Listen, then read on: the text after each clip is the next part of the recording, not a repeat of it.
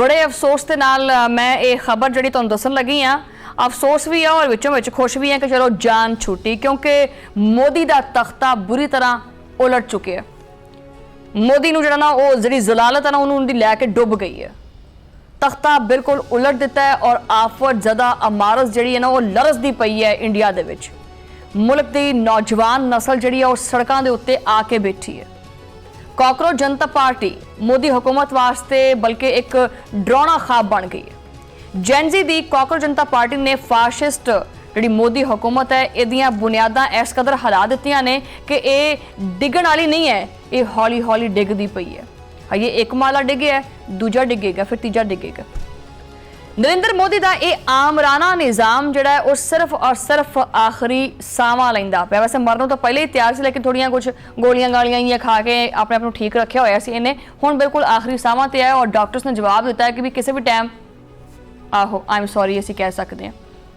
तालीमी निज़ाम की इस बदतरीन नाअहली और जिहड़ा पेपर्स जिहड़े लीक हुंदे ने इहदे स्कैंडल्स ने लखां बच्चे जिहड़े हैगे ने उन्हां दा मुस्तकबिल बिल्कुल नेरो नेर कर दिता है।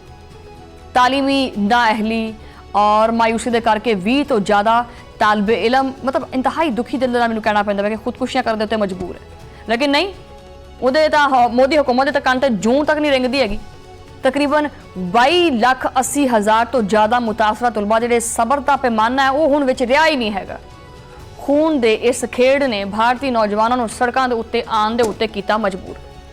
और यह जिहड़ी कॉकरोच जनता पार्टी है इन्हें इस नाअहली के खिलाफ नई दिल्ली के जिहड़ा जंतर मंतर के उत्ते जिहड़ा वो एहतजाजी धरना दिता है और तुलबा उन्हां दे वालिदैन सियासी समाजी कारकुनान और पार्लीमेंट जिहड़ा हैगा उहदे वल पेशकदमी की सारे ने रल के।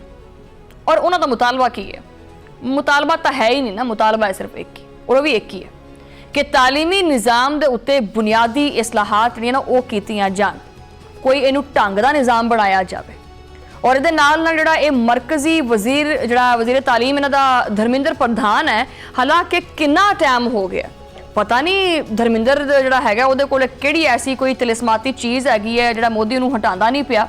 उहदे इस्तीफे का मुतालबा किया है लेकिन फिर भी उहदे कोल इस्तीफा नहीं लिया जा रहा। मोदी हुकूमत ने तुलबा दे इस पुरअमन एहतजाज का जिहड़ा जवाब है वह की दिता, बजाए उन्हां दा मुतालबा मनण दे उन्हां दे उत्ते कीता तशद्दुद।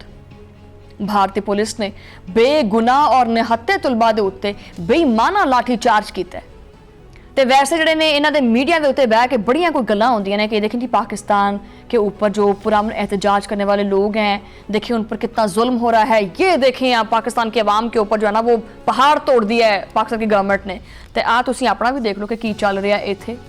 जिहड़े वो तुलबा ने जिहड़े अपने हक वास्ते बाहर निकले ने और उन्होंने कोले कोई ऐसी कोई चीज़ नहीं हैगी कि वो अमन खराब करन, तो बेचारे बैठे ने भुख हड़ताल कर दे, उन्होंने उत्ते पुलिस छड़ दी, वो भी लाठी चार्ज बदतरीन।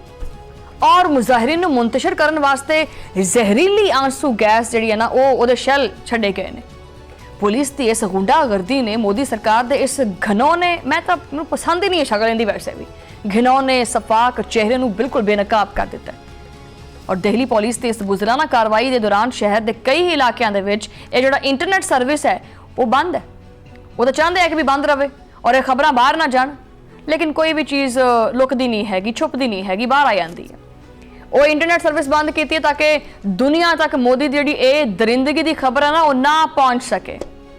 लेकिन की सच्चाई नूं इंटरनेट बंद करके तुसीं छुपा सकते, लुको सकते कि खौफ का यह निज़ाम हुण ज़्यादा देर की चलेगा, रह सकता है? निडर मुजाहिरीन ने इस सारे तशद्दुद दे करके भी फिर भी उन्होंने आख्या भी असी इधर तो उधर नहीं होना, ये धरना जारी रहेगा, एहतजाज जारी रहेगा।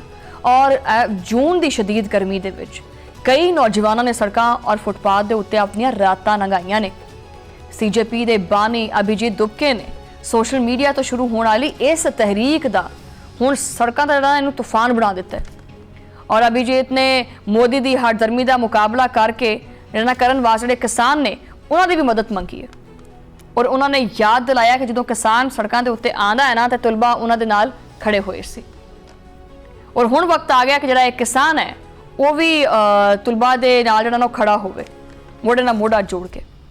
बैन अवी मीडिया भी मोदी हुकूमत की इस दारिंदगी और नाहली के उत्ते चीका मारती पई है। आलमी जरीदे अल जजीरा के मुताबिक इम्तिहानी पर्चियां का बार बार लीक होना, ये शदीद बेरोजगारी जी हैगी है ना, ये भारतीय नौजवानों का मुकद्दर बनती जा रही है।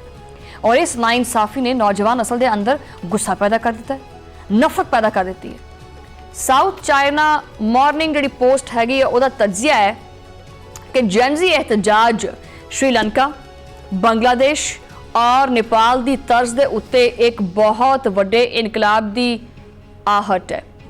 काकरोच जनता पार्टी ने मोदी सरकार का जिहड़ा भी कच्चा चट्ठा जिहा हैगा सी ना, उन्होंने आख्या कि जी ए लो आ जे मोदी सरकार रख दुनिया के अगे।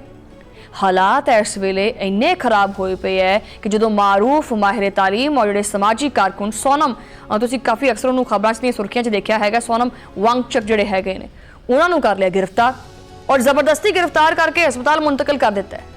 इस बुजदलाना हरकत के करके तालिबान का गुस्सा जोड़ा है ना, वो मजीद बेकाबू होंदा पे। तालिब इलम इस चीज़ को बर्दाश्त नहीं करते पे। अभिजीत दुबके ने आख्या है कि जी ये पुलिस की वर्दी दे विच पुलिस नहीं हैगी सी। उन्होंने पूछा जी हैं फिर कौन सी? उन्होंने साफ साफ आख्या है कि जनाब पुलिस की वर्दी दे विच RSS के जिहड़े गुंडे ने वो आए सी और जबरदस्ती सोनम वांगचक नूं इत्थों गिरबान तो फड़िया और लै गए। इस मुजरिमाना इकदाम तो बाद हुण सिर्फ और सिर्फ जिहड़ा है ना वो जिहड़ा ये वजीर तालीम हैगा उहदे इस्तीफे तक हुण ना गल नहीं बननी हैगी।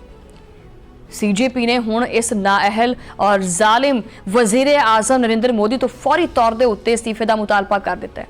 सो लिहाजा इस सैगमेंट के आगाज में मैं आख्या सी ना कि बस गया मोदी, तख्ता गया उलट। गल हुण सिर्फ वजीर तालीम तो निकल के हुण आ गई है वजीर आजम के इस्तीफे तक, मोदी के इस्तीफे तक। मोदी हुकूमत की इस बरबरीयत के उत्ते ओपोजिशन जमातां ने भी सख्त तरीन रद्देअमल का इजहार किया है। इवन के ओपोजिशन और कांग्रेस ने निहत्ते नौजवानों के उत्ते जिहड़े मुजालिम किए जा रहे हैं, उन्होंने आख्या भी हद हो गई बई, कि चल क्या रहा है। उन्होंने शदीद अल्फाज के विच मुजम्मत की है। और जिहड़े अजकल ओपोजिशन जिहड़े लीडर ने जिहड़ा बड़ा तुहानूं नज़र आते हैं हर पासे, राहुल गांधी, उन्होंने पुलिस के इस बेईमाना तशद्दुद नूं जमहूरीयत का कतल करार दिता है। राहुल गांधी का कहना है कि हिंदुत्व पसंद तंजीम RSS ने भारत के पूरे तालीमी निज़ाम का जनाजा कर दिता है, यानी कब्जा करके रखा हुआ है। नरेंद्र मोदी भारतीय तारीख का सब तो ज़्यादा जो है ना वो नौजवान दुश्मन वज़ीर आज़म साबित हुए और हज़ारां बच्चियां और बच्चे महज आपदे बेहतर मुस्तकबिल और जायज़ हकूक की जंग लड़ते पे सी। लेकिन मोदी ने सारे भारतीय नौजवानों की बेतुकीरी की है और उन्होंने उत्ते तशद्दुद कराया। मोदी की सारी नाकाम पॉलिसियां और मुजालिम के बावजूद काकरोच जनता पार्टी की मकबूलीयत दे विच इन्ना नहीं बल्कि दुगना इजाफा होंदा पिया। सोशल मीडिया तो उठन वाली ये आवाज़ जिहड़ी है ना वो सिर्फ खाली एक आवाज़ नहीं रही, ये बन गई है तूफान। दिल्ली का जंतर मंतर हुण मोदी की फिरौनीयत के खात्मे का मरकज़ बन चुके हैं। सवाल ये पैदा होंदा है कि मोदी का जालिमाना निज़ाम इस तूफान को रोक पाएगा? हैगा इन्ना जोर? ये तो आप मफलूज होया पिया, किवें रोकेगा तूफान नूं? या जेनजी दी ये लहर जिहड़ी है ये मोदी दी फाशिस्ट हुकूमत नूं आपदे नाल एक जिवें नहीं कहंदे कि बहा आंदा है उहदे नाल ही बहा के लै जाएगी? कि आपदे हकूक मंगण वाले जिहड़े बच्चे ने उन्हां दे उत्ते इस तरह बदतरीन लाठीचार्ज करना चाहिए कि ये इस तरह मोदी का इकतदार बच जाएगा? देखो जनाबे वाला, तारीख गवाह है कि जो निडर नौजवान सड़कों के उत्ते निकलते हैं ना तो फिर वड्डी तो वड्डी डिक्टेटरशिप जिहड़ी हैगी है ना, वड्डी तो वड्डी डिक्टेटरशिप ओदा खात्मा हो जाता है। और मोदी सरकार का इबरतनाक अंजाम आया ही पिया, ये नहीं कह सकते कि बिल्कुल करीब है, इबरतनाक अंजाम बिल्कुल आ गया और जुल्म की ये रात हुण बिल्कुल टलन वाली है। काकरोच जनता पार्टी ने भारतीय नौजवानों के विच आज़ादी और इनकलाब की एक ऐसी शमा रोशन की है जिन्हें मोदी का जरा ना कोई भी तशद्दुद आ गया उनके सामने तो उन्हें आख्या कि नहीं असीं बर्दाश्त नहीं करना, बुझा दी उस हर चीज़ नूं। मोदी हुकूमत दीयां बुनियादां हिलदियां पईयां ने और अन करीब ये जालिमाना इकदार बिल्कुल जिवें बिल्डिंग डिगदी है ना, एक डिगदी हौली हौली, एक डिगदी ऐदा ठा करके जमीन बोस होएगा इहदा ये जालिमाना इकतदार।